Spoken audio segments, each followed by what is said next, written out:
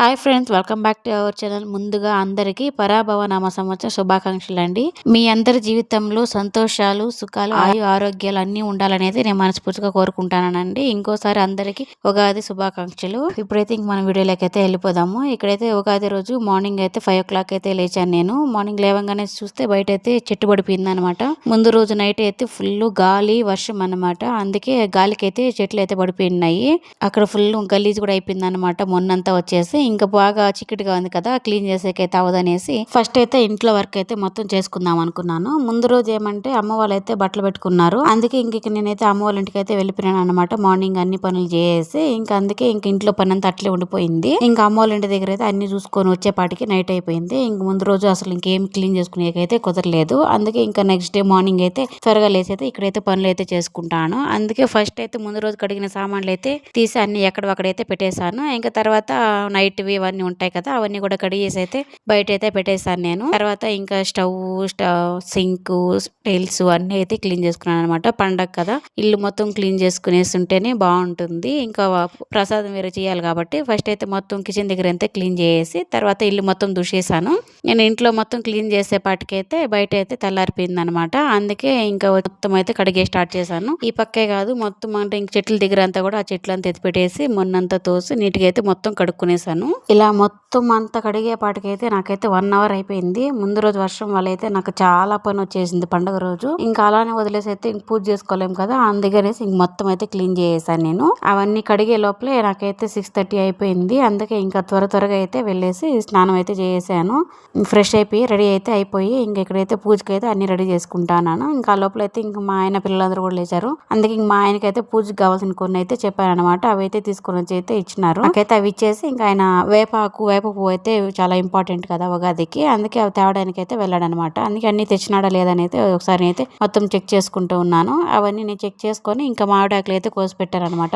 ఆ లోపల ఇంకా మా ఆయన వేపపోత అయితే తీసుకొని అయితే వచ్చేసినాడు. ఈసారి ఫ్రెష్ గా దొరికింది ఎక్కువగా. ఇంకా మా ఆయన అయితే వచ్చేసిన తర్వాత అయితే ఇంకా గుమ్మానికి అయితే మామిడాకులు అయితే కొట్టమనేసి అయితే మామిడాకులు ఇచ్చేసాను.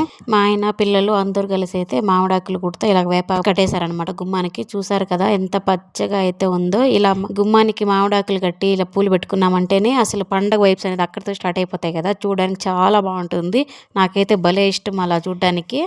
అలా అయితే ఇంకా పిల్లోళ్ళు మా ఆయన కలిసి అందరూ అయితే ఆకులు అయితే కడతాన్నారు. ఈ లోపల నేనైతే ఉగాది పచ్చడి కోసం అన్ని రెడీ చేసుకొని ఉగాది పచ్చడి కూడా అయితే రెడీ చేశాను. ఇంకా వాళ్ళు కూడా మొత్తం కట్టేది అయిపోయింది కదా. అందుకే పండుగ రోజు మేమైతే తలంటుకునేసి స్నానం అయితే చేస్తారనమాట మా సైడ్ ఎక్కువగా.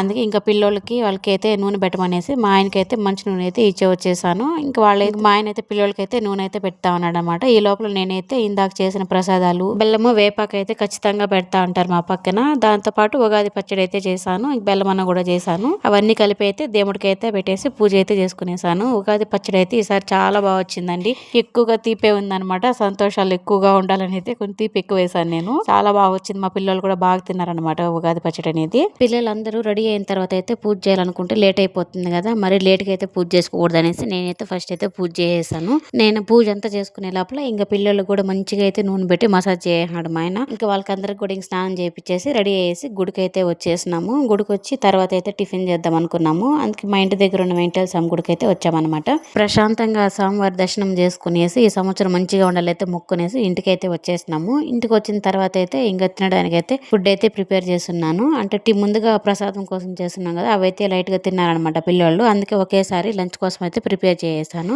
అక్కడ నేను చూపించాను కదండి, అదేం చారు అనేది మీకు తెలిస్తే నాకైతే కామెంట్ చేయండి.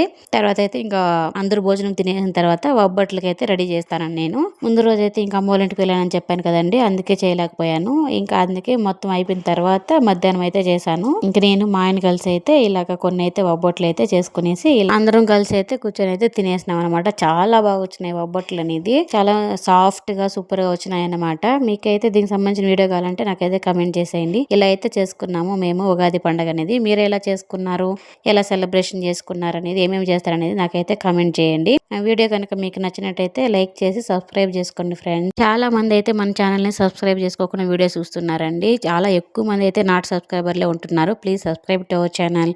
Thank you.